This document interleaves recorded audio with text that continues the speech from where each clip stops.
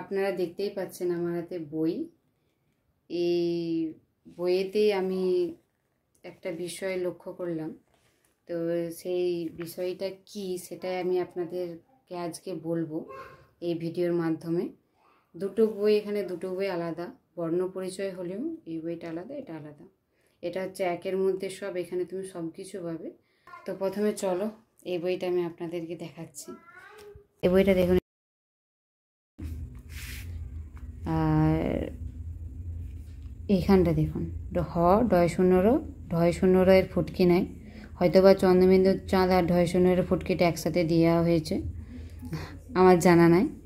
29 অনুষ্কার খন্ডের বিসর্গ। আর এইখানটাতে দেখুন,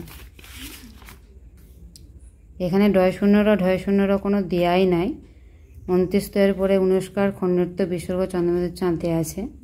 আবার এই বইটা দেখুন, এই বইটার আমার ছেলে ছিঁড়ে ফেলেছে অনেকবার, তা উপরের পেজটা আমি দেখাতে পাচ্ছি না। অনেকবার এই বইটাকে আমি সেলাই করেছি, তাও ছিঁড়ে ফেলেছে। তো পাতাগুলো, অনেক পাতা টুকরো টুকরো করে ফেলেছে, তার জন্য আর সেলাই করা হয়নি। এইখানটা দেখ, ঢয় শূন্য র খন্ডের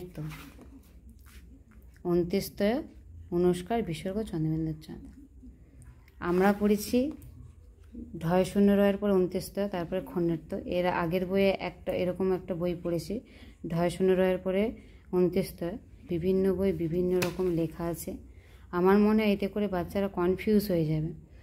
যখন অক্ষর পরিচয় ওদের হয়ে যাবে, হয়তো দেখে ওরা বলে দিতে পারবে যে এটা হবে, কিন্তু যে লেখার সময় প্রথমে আগে কোনটা লিখবে পরে কোনটা লিখবে, এটাতে ওরা কনফিউজ হয়ে যাবে। যার জন্যই আমি এই ভিডিওটা বানিয়েছি। আমি ঠিক বললাম কি ভুল বললাম অবশ্যই বলবেন, আর যদি পারেন অবশ্যই ভিডিওটা শেয়ার করবেন। আমার মনে হয় এটা সকলের চোখে পড়া দরকার। ভিডিওটা নিয়ে আপনাদের মতামত কী সেটা আপনারা কমেন্ট করে জানাবেন।